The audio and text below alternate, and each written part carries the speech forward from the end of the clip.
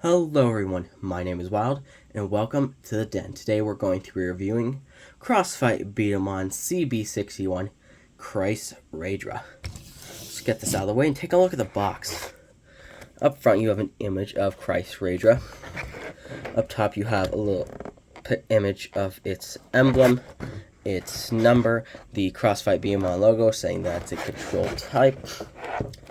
On the back you have it firing a shot, showing off how it can combine with Round Tiger, its user, another image of KREIS RAYDRA showing off its core, and another image, this time showing off its form change gimmick.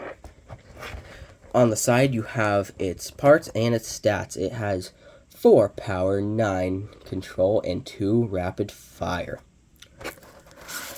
Pulling out the card and opening it up, you have the instructions and the sticker sheet.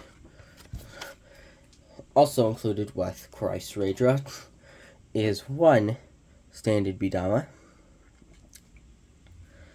1 standard ES tool, and of course KREIS RAYDRA himself. Now as you can see, KREIS RAYDRA is a tiger. KREIS RAYDRA gets its name from its core, this little circle bit in its core. That's where the KREIS parts come from, which means circle. I forgot what language it means circle in. That's on me. KREIS RAYDRA does have a pretty cool design in my opinion, with the white and translucent red as well as the small yellow accents. Now, as I said before, KREIS RAYDRA does have a form change gimmick known as its sniper mode. To change it into sniper mode, you start by flipping down this little tiger faceplate, making RAYDRA look through the eyes of the tiger, which is pretty cool. Unfortunately, there's actually a sticker that goes over this, which covers the eyes, making it so that RAYDRA can't actually look through the eyes of the tiger, which is kind of dumb. Next, you fold up the claws, causing it to be permanently emblem charged. And last, you pull out the claws on its feet, giving a wider surface area. The purpose of folding down the faceplate is actually so that we can line up this little crosshair right here with the circle for more accurate shots. Of course, having the permanent emblem charge does add a lot more power. Speaking of the emblem charge, to activate it, you pull back on these. Now, I honestly would not recommend actually pulling on these. You should just stick your finger in front of it so that way it can't move forward. The reason for doing this is because pulling back on it won't actually do much. Having it be back like this, as far as it'll go already just by gravity, that's the perfect spot to get the most power out of it. Besides, pulling on it might end up breaking the plastic. B-daman has kind of a history with translucent plastic being very brittle. Now, as I did say before, it can combine with Round Tiger. When doing this, you're going to want to have it in sniper mode. The arms of Round Tiger attached to pegs on the back.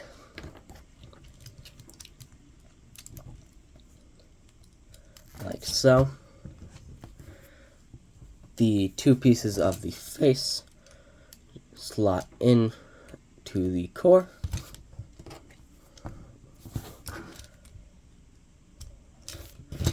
And the last piece just goes on top. The combination is exactly the same as the one with Force Dragon. However, Force Dragon, I've noticed, is a lot more stable when doing it and better overall. I've noticed that these have a tendency to pop out a lot easier on RAYDRA than they do with Dragon. This top piece doesn't actually line up with anything. One on RAYDRA, one on Dragon, it actually lines up with the main horn sight. And the stabilizer bit on RAYDRA, I've noticed, actually pops off a lot easier than it does on Dragon. So personally, I normally don't ever do the combo, and I will probably not be showing off the combo during the testing. Speaking of the testing, let's get right into that. First up, we're doing the control test. Now, always, whenever I do the control test, I just have to say it. A B-daman's control capabilities are heavily dictated on the actual user. Sure, B-daman can have parts to make it more accurate. However, if the user does not know how to properly use it, it will be completely useless. That means practice. When it comes to B-daman, if you want to be good, you just gotta practice. That's about it. Sure, it's good to have a good combo, but I've seen people with stock combos do very well in tournaments just because they practiced and got good with that specific B-daman.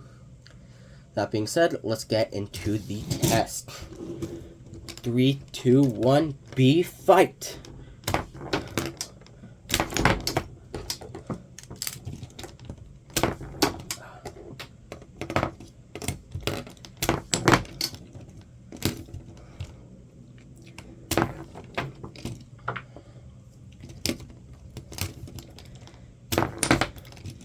And there we go. As you saw, I didn't quite get them all with 3 shots. I haven't had that much time to practice with RAYDRA. I don't really mess with it too much, so that is a big reason why I missed quite a few shots.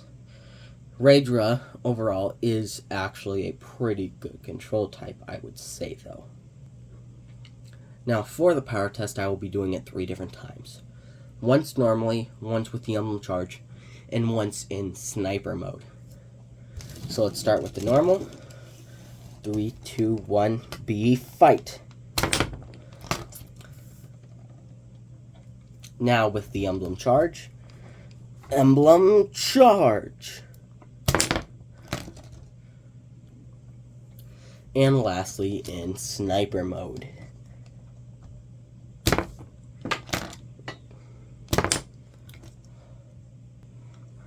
Why RAYDRA does have some decent power normally, it's definitely most powerful while doing the standard emblem charge. Now for the final test, rapid fire. For this I'll be using the wide magazine. 3, 2, 1, B, fight!